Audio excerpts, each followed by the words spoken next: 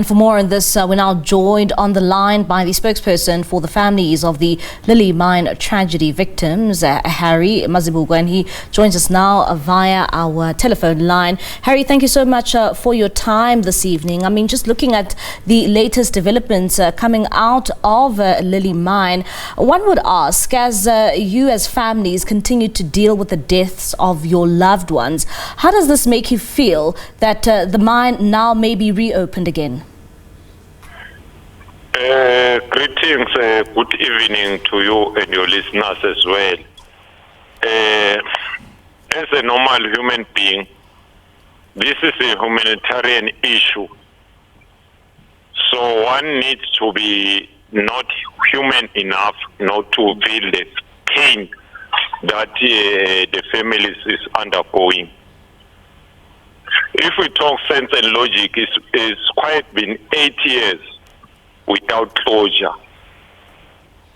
For an example, Pretty, one of the steel trap, she left a daughter who was then 5 months old. Now is a grown-up is asking questions. We are not business people, we are not law experts, we are law-abiding citizens. We need closure. We need to find Yvonne, Pretty and Solomon so that we have closure. And Harry, when were you informed about, the possible reopening of this mine and for the mine to resume operations once again?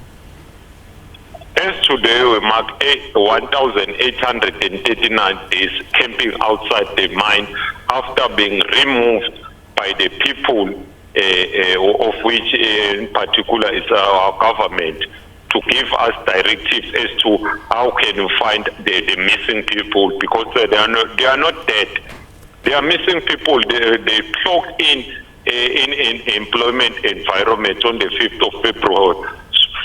So we need to find them. Unfortunately, the reason for us camping outside the mine after being directed by our government that we must be 1,000 meters away of the mine.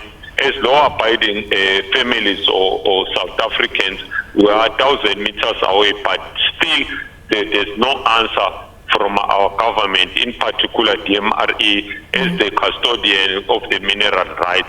So what came to our shock, like we are pouring salt in the wound, is department officials from the minister's office last week Friday, including the deputy chief inspector, to come and inform us that the minister has taken a decision to reissue the mining rights to the perpetrators according to the court judgment, including the constitutional court, of which we find it difficult to understand as the families as to how can the people who are supposed to be prosecuted being issued mining rights again.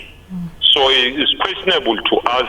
We are waiting for the 15th of whereby the tone has changed now, that is going to be a community engagement, stakeholder engagement. And Harry, as a community, do you feel that there seems to be some sort of disregard for the lives lost, and hence why we see DMRE even considering the reissuing of this mining license? Yes, but that's a fact.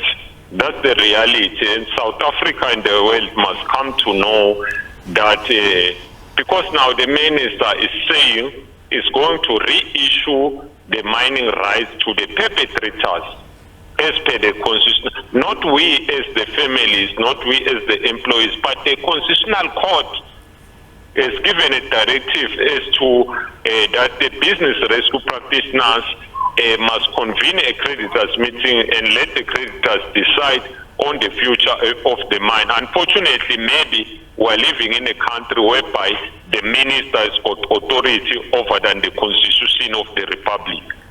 So it's questionable to us. However, we as the families who have engaged more than an hour today as to whether we are going to honor the invitation of the stakeholders. Because if we talk sense and logic, the families are the most affected parties. They wish that the mine can be open like now, because we are talking human lives. And Harry, of course, you as families are very unhappy about this decision. And, you know, as you come together to try and deal with this issue, how will you be showing your disapproval of the latest to come out from DMRE in order to reissue this license? Again, it's sense and logic. Because we believe we are not law experts, we are uneducated people, we are amongst of the poor of the poorest. And our government is saying to us is Batupili, building South Africa together. But we find it very difficult because we are engaging with the investing company by the name of Akomanzi, of which the court, the highest court in the land, has declared them as largest independent creditors. They are part of the decision making. So, but the minister said that he engaged with Akomanzi and the Vantage, who are the perpetrators according to the court ruling, of which is in our position is of the families. So we find it very difficult to understand as to who's got authority over the constitutional democracy and the minister, because the minister is an individual. So our concern is that if we ask our commands where to now, because they are committed, they provided us as the families the proof of funding and the plan and the cost of the plan that to get to the contain, this is how much it's going to cost, and we are willing, we are committed. They went as far as engaging the families as to, there are 3 sections where there's so much gold. The families give permission to Akomanzi as an investor that they are going to name those sections after Yvonne Pretty and Solomon. So our question is to our government as to if they are issuing the license, what's the purpose? Are the companies out of business rescue? Because the business rescue practitioners are the officers of the court. So it's and Akomanzi, they say they are prepared to go to court against the Department of Mineral Resources and Energy. All right. So that is our concern, is because it's another delay.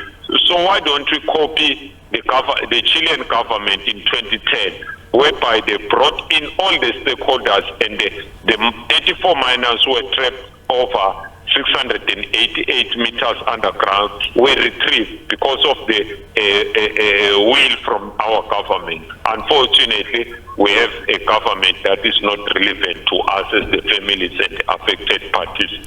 All right, Harry, thank you so much for your time this evening. That is Harry Mazibuko. He is the spokesperson for the families of the Lily Mine tragedy.